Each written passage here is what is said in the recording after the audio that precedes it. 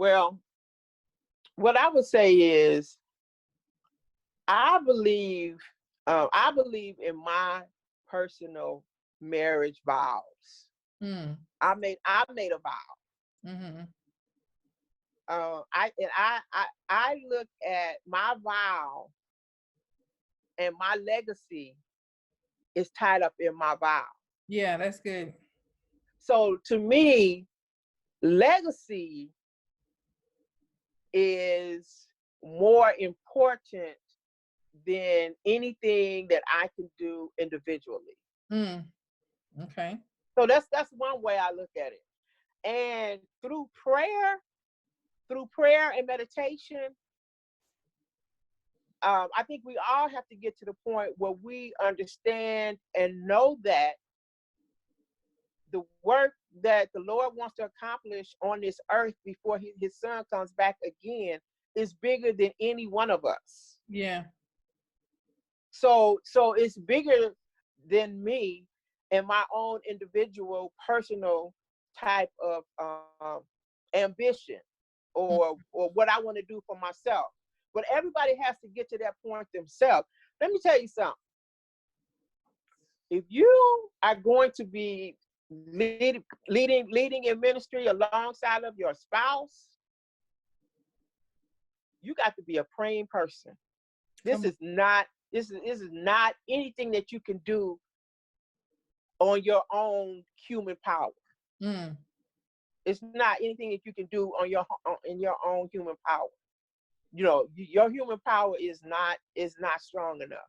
You're gonna have to have that supernatural power Mm-hmm. of God if you are going to stay in your marriage. Now, barring any type of domestic or physical abuse, I've never had to deal with that. Okay, Amen. so I'm not even getting into that. But what I'm Right. saying is, if that type of abuse is not taking place, that physical and even psychological abuse, even sexual Yeah.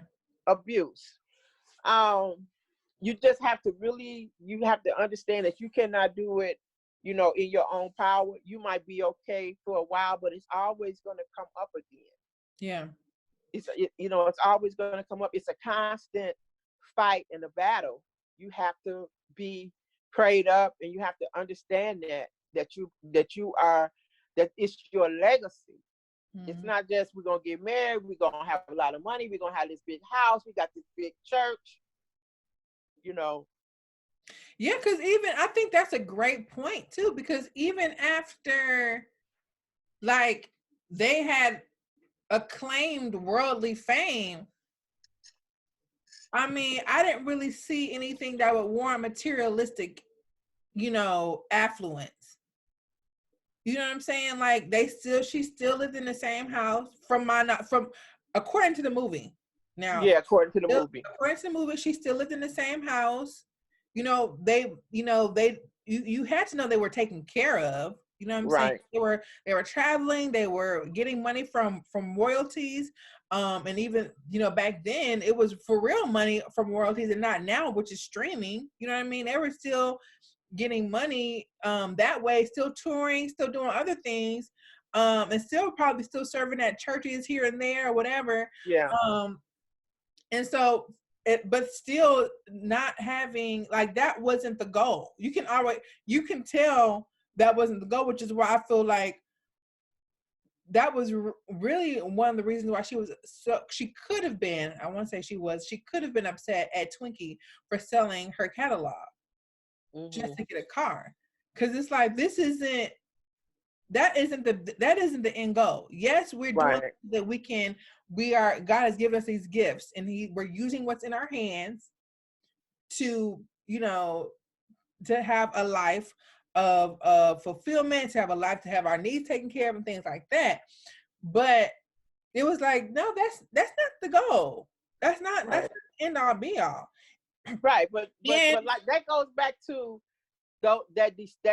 being able to make decisions and fail and make bad decisions and recover when you can't do that, then all of a sudden you go out and you make this whole big decision that has all these ripples of magnitude. Mm-hmm. You know, she said 20 years from now, she was always thinking about exactly. the future. 20 years from now, you're gonna Yeah. be upset that now we did find out, they did put it out that she did get her catalog back, but which is a blessing in itself. But just that dynamic, and I'm glad you spoke to that. You know, being a wife that's leading in ministry, alongside your husband. And I don't think I didn't really think about that. Like, I saw her demeanor in that scene, but I didn't like pick up on it. I didn't put two together. Like, you know what, she was very, the nuances of her being humble and still submitting, and but knowing that, I still got to go. And even in that, at the aftermath of that was, her getting a divorce in Right. the 70s. In the Mm-hmm. 70s, in the Church of God in Christ, a woman with mouths to feed, Mm-hmm. like, I'm not dealing with this. Yeah. I'm not Yeah. letting you nor anything else stop me from doing what God has put in my heart. Mm-hmm. Yeah. Yeah. So that was a great price to pay, which even made the little scene before they went to Jackie's wedding even more impactful. Yeah. In terms of, like, she was like one of these old school parents. They don't tell you they love you. They ain't hugging you and all, but they're not doing all that. Mm-hmm. But when she gave Jackie that envelope full of money,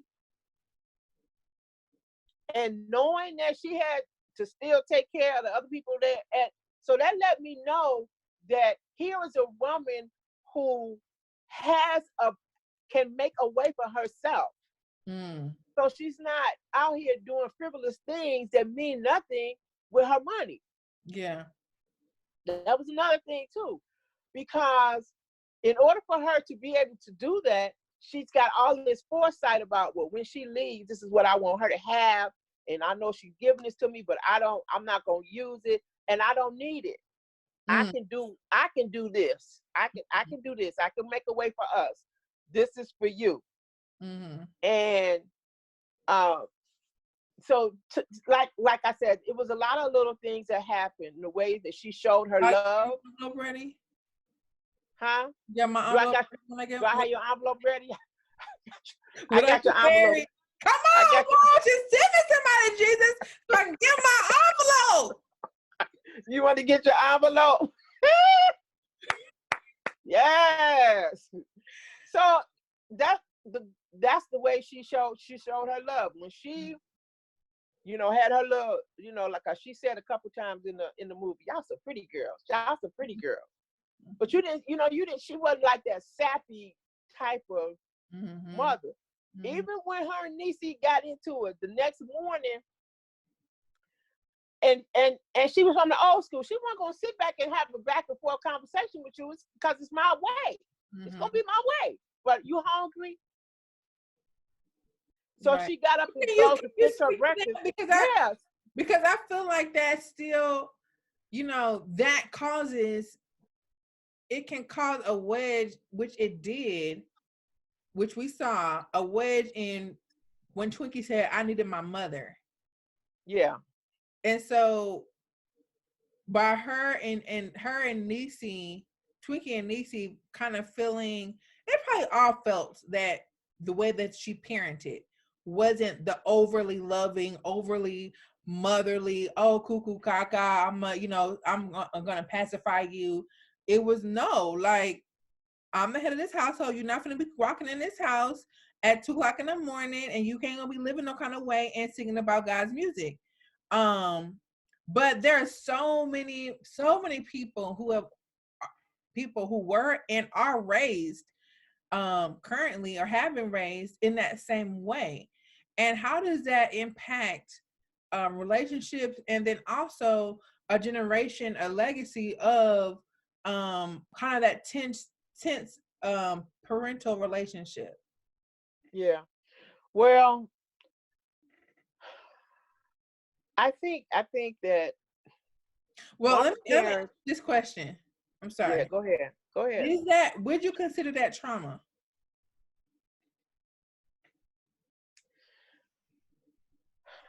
I think in the sense of when we talk about early trauma, in some ways it can be considered that, because I think that the parents are, like, so stern, and it's like, if you had if you had a continuum, and you had like the most sternest parent over here, and then you had the most parent over here who was just, you could do whatever you wanted to. Run over. Yeah. Yeah, you could just, and it's a term for that when you talk about parenting styles, but I can't think about that. I can't remember what the term is. It's like a parenting continuum. Gotcha. Now, she was on the extreme side of the parenting continuum, and somebody who would have no type of parenting skills, didn't care what their kids did, said, or anything, they would be at the opposite end. Right. Extremes most of the time are very harmful. So Mm. she was at a parenting extreme. Okay. And if you look at the parenting skills, uh, the parenting styles information, it even correlates certain behaviors in children based upon these extreme parenting styles. But that's not what we're not getting all into that, you Mm. know, tonight. But but remember, this is a long continuum. So Right. there are several points along this continuum that brings balance. So you don't have to be all the way here and all the way there. Mm-hmm. There are certain points where you can have balance, and you can give discipline, but you can also be loving. Yeah. But so yes, parenting in an extreme way is often looked at negatively because they're so extreme, and they bring about different characteristics that in the children that's being reared that way. Mm-hmm. But there are different points on the continuum where we don't have to be to one extreme or the other. We can have balance. Mm-hmm. Yeah. Okay. So I can discipline you, but I can still be loving. And there's more than there's different types of discipline. I always say, when I used to teach parenting, and I would talk about corporal punishment, and I would talk about that any parent who has a toolbox with one discipline tool in it is a poor parent. Mm. Because if you go to the mechanic and get your car fixed, and he just got one wrench, you Ain't can't much fix you can do with everything with that. that. You can't fix everything with that one wrench. That's real. So as parents, it may be in the toolbox, but we should have some other things in there too, because everything that you might have to discipline a child for may not necessitate just that. That's all you got is that one tool. Right. Right. And So that's that parenting is really, that is a heavy thing that is passed down. Like the way, most times is either the way that you were parented, that's how you parent, or the way that you were parented, it left such, an indelible mark that you either flip the script. you So do exactly the opposite. you do exactly the opposite. So if your mom was gullible and you got away with murder, and you got into all this type of trouble, then you're probably gonna be the parent that really lays the law down and can't get away with you don't let your kids get away with anything. So when you talk about the continuum, you go all the way to the other side, All the way and to the then other you side. begin to produce, it's a cyclical behavior, and especially, we are both, as you can see, African Americans, black don't crack. So so even in our community, especially, it's like, because of our history, because of the way that we have had to live and evolve in this world, in the United States, we have become very hardened to the fact of of parenting because you guys were trying to equip us for the world outside of our house, more than likely. Right. So most fathers bringing their sons up or bringing their kids up, they weren't super lovey-dovey because first of all, they weren't happy about their life.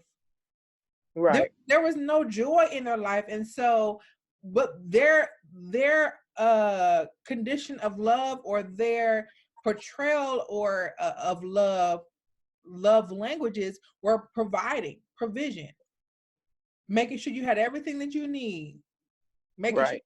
when you went to school you had shoes, making sure that you so those acts of service were all that they knew. Right. And, Yeah. and going even deeper than that, because acts of services were how we were affirmed in society.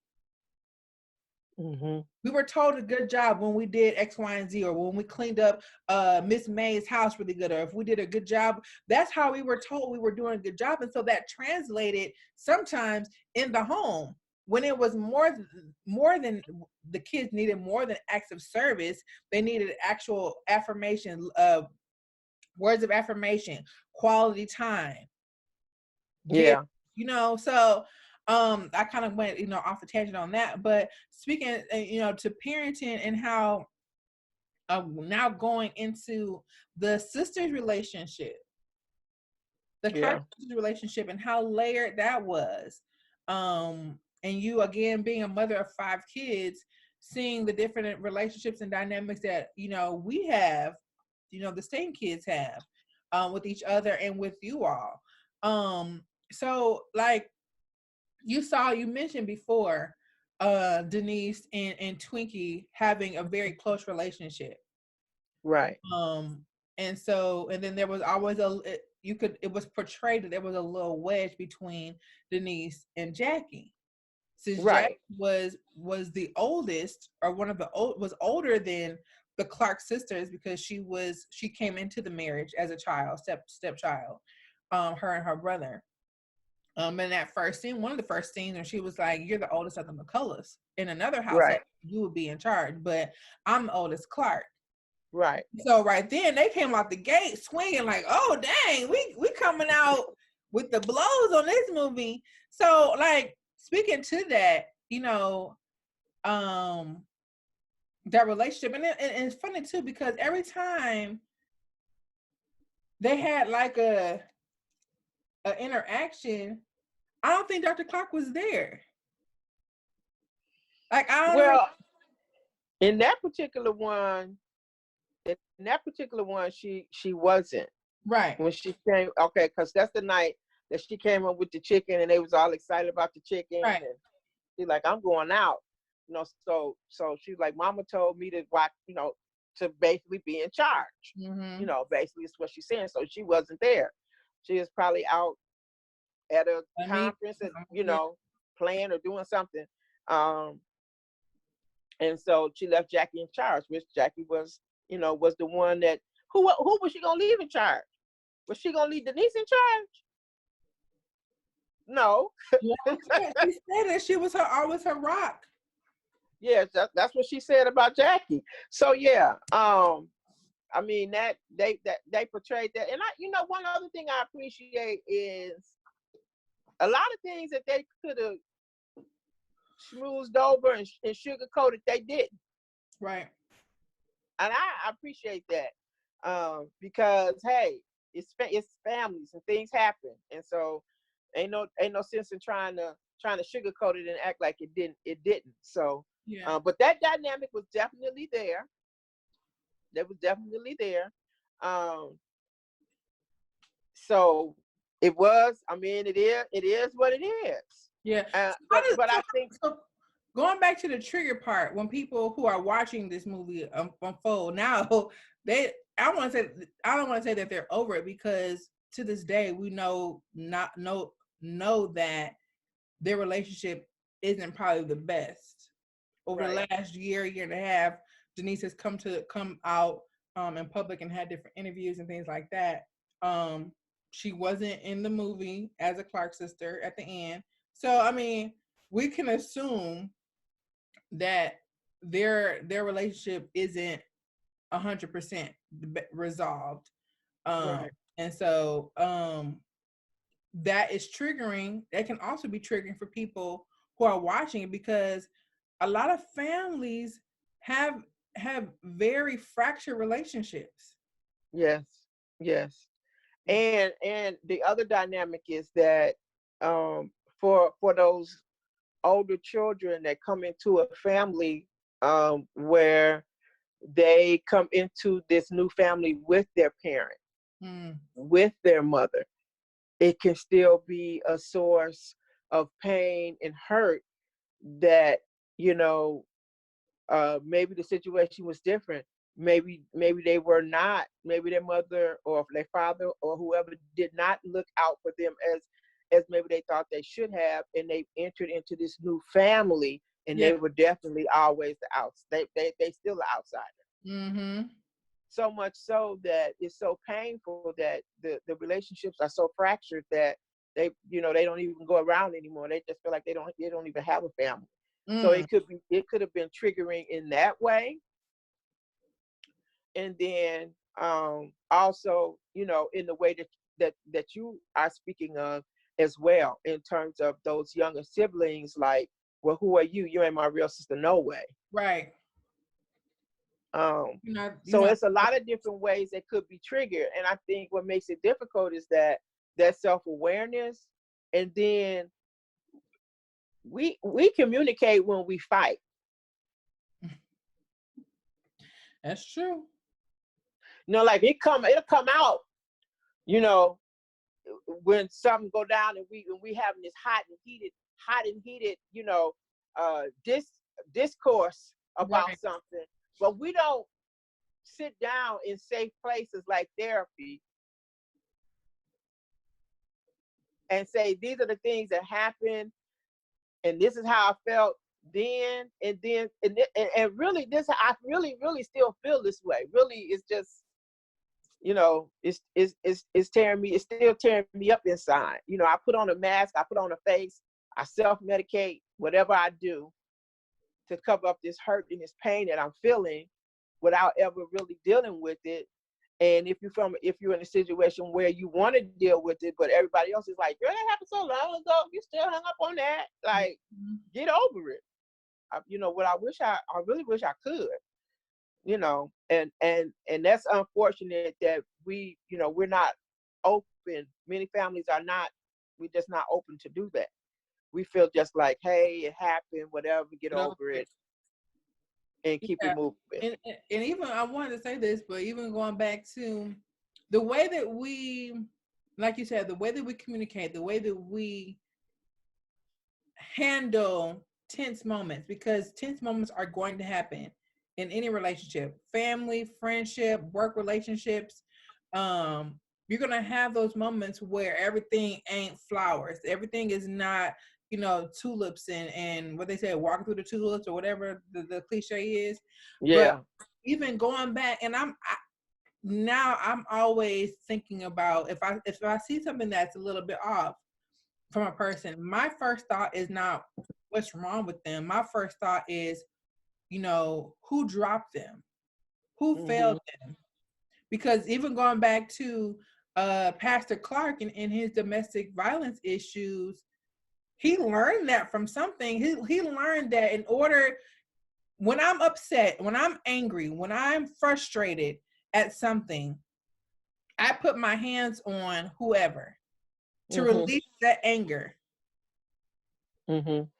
Well, we in terms of domestic violence, There's so many you layers. know, I didn't want to go yeah, through yeah. that. I don't want That's to go about through that that's way, but about I'm just saying, I was just yeah. saying, like, Yeah, when that's learned behavior. when So you don't that's know how to express, and when you don't know how to really channel that in a way that it's going to be productive, we're not telling you that you can't be mad. Because even the yeah, Bible says you can get angry, but do not sin. right, right. Yeah. So really, domestic violence is about power and control. That's what it's about. It's about power and control. It's not an anger issue. It's about power and control. Um, but yes, that's learned behavior. And so it's just it's showing up in generations. Mm.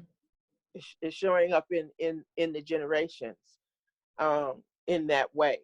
So, I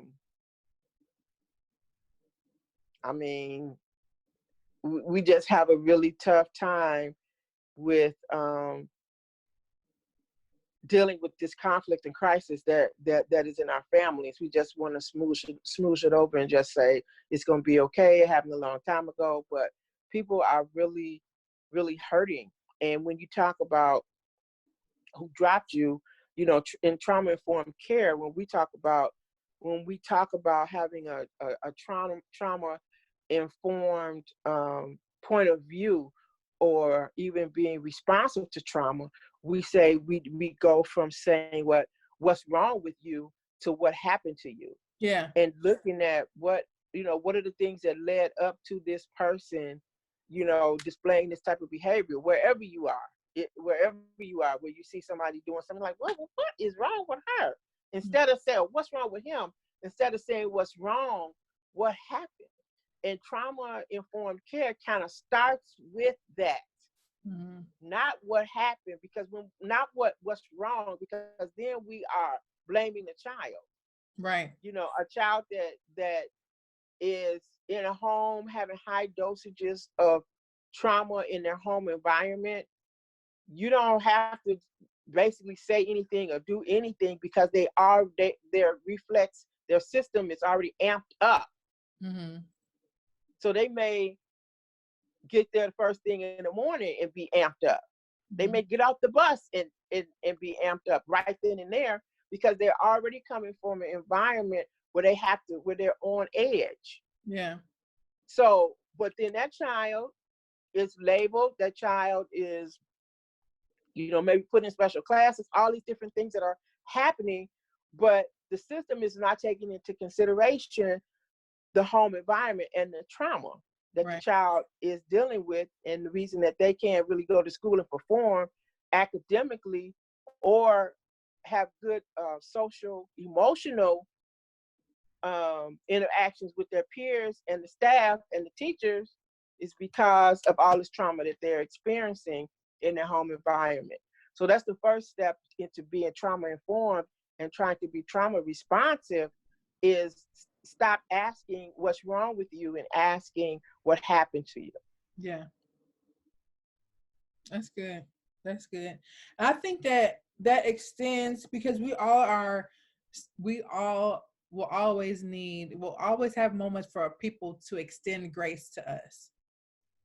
And so when we understand and we extend grace to others, I think that we begin to be more empathetic in saying, not excusing it, but explaining the behavior. Because we're not Mhm. excusing domestic violence. We're not saying that it's okay. We're not excusing, church hurt and ministry leaders taking advantage, or, being condescending to parishioners and all. We're not saying that. It explains it and it brings it to the forefront. We are acknowledging it.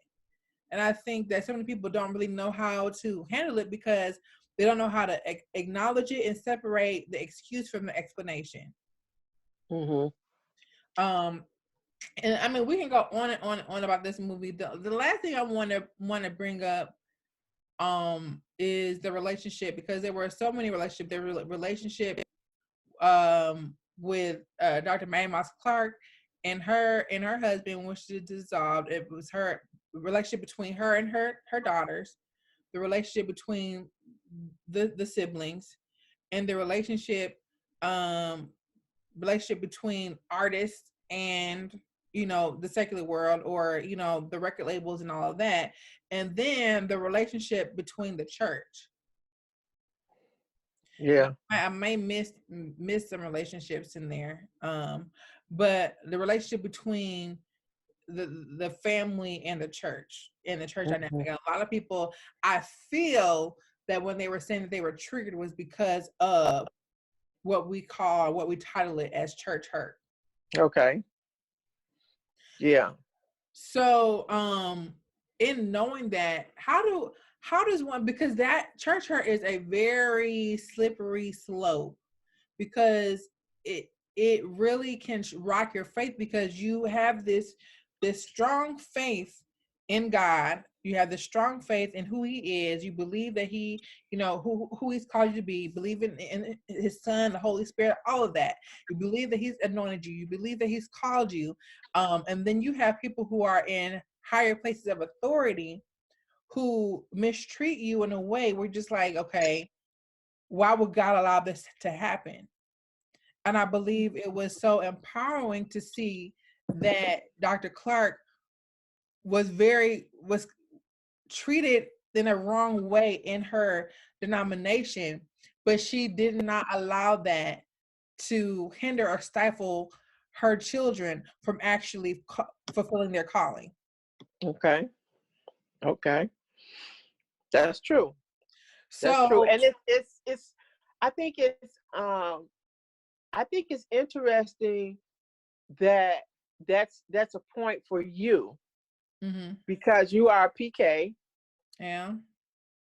And because you probably have experienced hurt in that way, and I think we all have. I know I have. So you've experienced that, in that way, but yet you still love and work in ministry to this day. Yeah, all of us do. Yeah. At some point. Yeah. So, but so many other people who is just totally the opposite because of this thing that happened with the church and them being hurt. They don't even want to don the door of the church. So it can go, it can really go the other way as well. So I'm not sure what you attribute that to, the difference between being hurt in the church and continuing to serve in ministry and be passionate about that, or just saying, not having nothing to do with the church anymore. And I think that in my instance, I always, and it takes practice to do this. So what I do is I tell myself that it's not personal. So when someone hurts me in the church, I tell myself that if it had been someone else and not me, that person would have done the same thing. That's really good. That is so golden. That is so golden.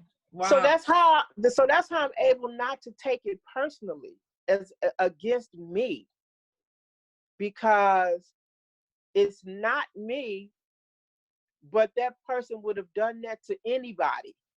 Yep. It just happened to be that it was me, that I was involved in it. So that's one way that I decide. And guess what? It may be against me, but it's not how they mean it. It's how I respond and choose to internalize it or not. Right. And that's I have that decision to make on my side. See, most people say, well, she did this, and because she did this, or because she said this, then I had to do this. No, you don't. I have control of what happens and how I take that information and respond or not, or whatever I do on this side. I have that control. Yeah. So that has helped me so much.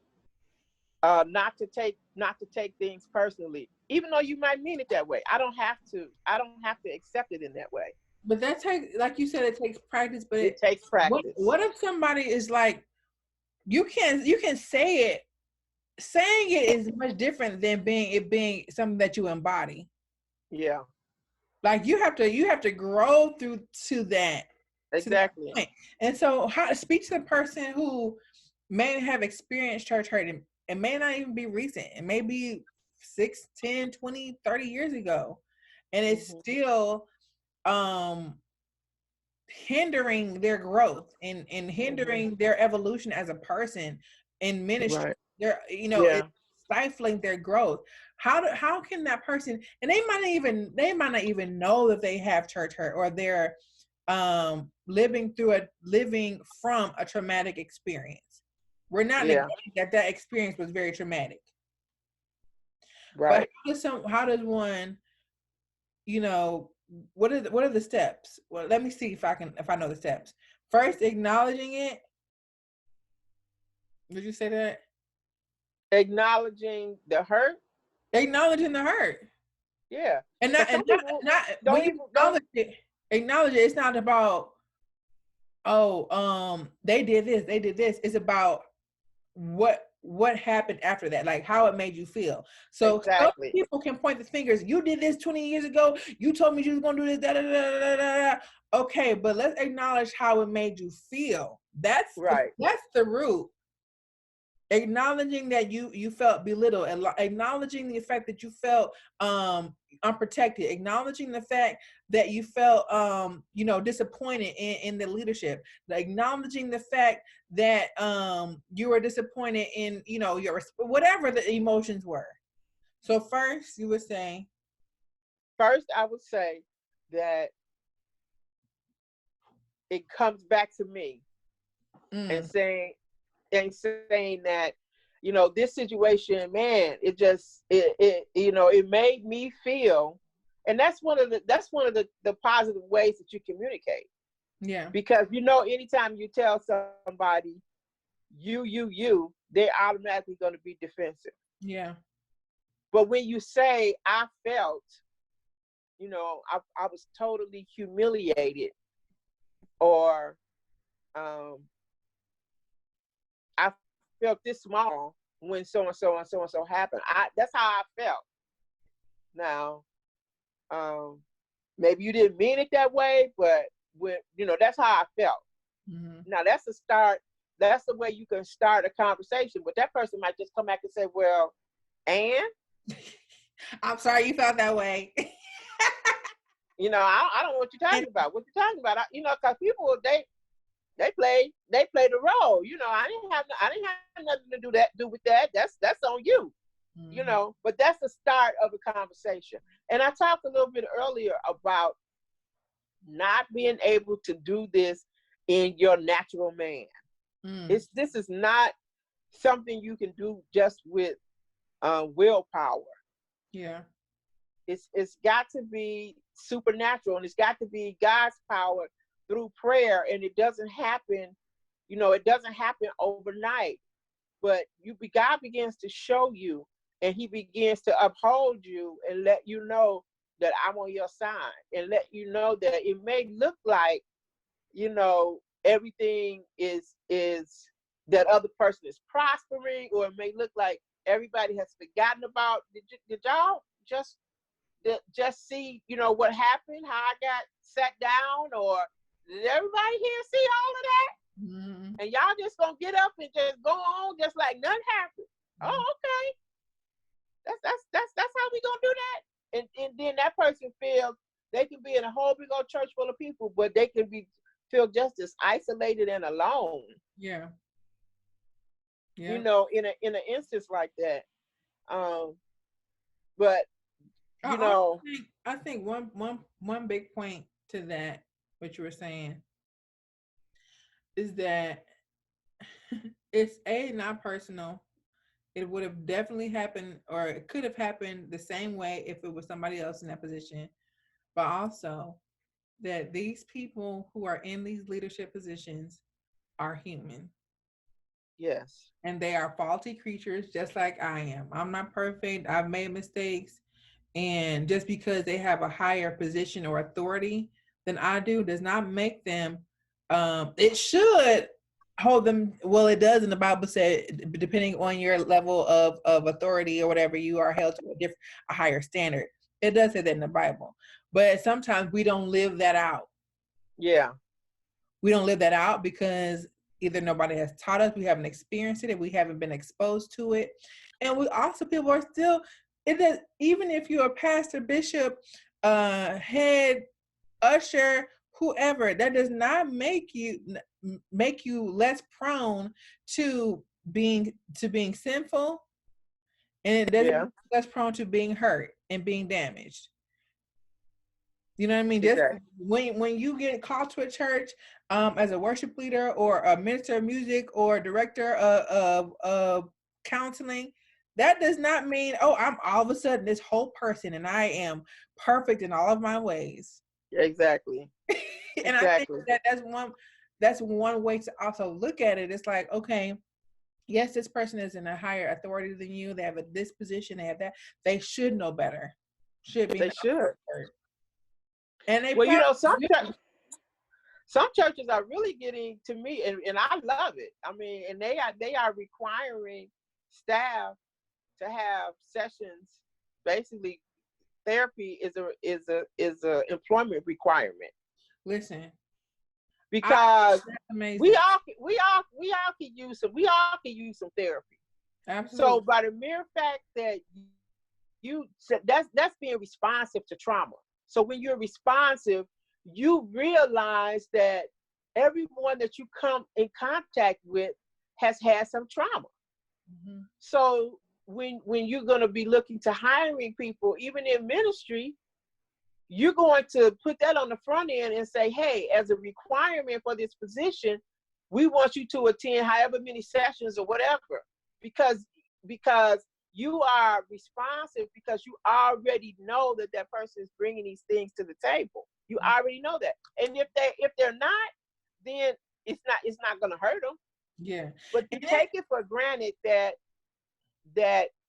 they've had some experiences and had some things in their life up to that point that have traumatized them, and you're giving them basically some services to make them a better ministry leader or whatever they're going to be doing in your church. A great investment. yeah. More churches, more organizations should do that. They should do that on the corporate level with these people managing people that don't know how to manage people. Okay. You would have much more retention, employee satisfaction, and your bottom line will look better. Mm-hmm. But Well, as they say in the church, uh, the time has been well spent or far spent. Lest I oh, it's been far spent. Lest lest I I keep keep you, lest I keep you too long. lest I keep you too You long. are you already kept me too long. I no, I want to, and maybe we could do this ongoing as things happen in the world. As things happen, you can follow my mom at go ahead. What's your Instagram? Instagram is Y'all help me with all that stuff. Can we put it? Can we put it in you the know link? what? Add her as a friend on Facebook. You know, she has a lot of great content on her Facebook page. She releases videos every week um, centered around trauma informed care, managing emotions, being self aware, acknowledging emotions, acknowledging different things that you may go through. And so follow her. Um, Add her as a friend on Facebook. Her name on Facebook is, I think, Kathy Staten. Catherine. Catherine Staten, full name. So follow her on Facebook. You can go to her website. We'll put all this information below. This is actually going to be posted on her Facebook, on her YouTube page. So Yeah, I have a YouTube page. Go subscribe. And today we didn't even get to grief and loss. I know. Do you want to do that another time? That could be a part We, two. yeah, because that can be by itself. So Because I know maybe we could do this once a month. maybe so, Okay. maybe so. But yeah, thank y'all. If y'all made it this far in the video, we thank you all. Definitely put your information below as far as what your thoughts, if you agree with some things, just where you are, your perspective of what we talked about today. The Clark sisters, again, we love the movie. We love the Clark sisters. We're Yes, so grateful that they have been celebrated on this stage, on this platform, because they are definitely worthy of everything that is coming to them. that has come to them already that they've received, and what's coming to them in the future. I know this is probably going to be nominated for Emmys and possibly Grammys because the music was amazing. But yeah, so thank y'all for watching, and we'll see you soon. Bye.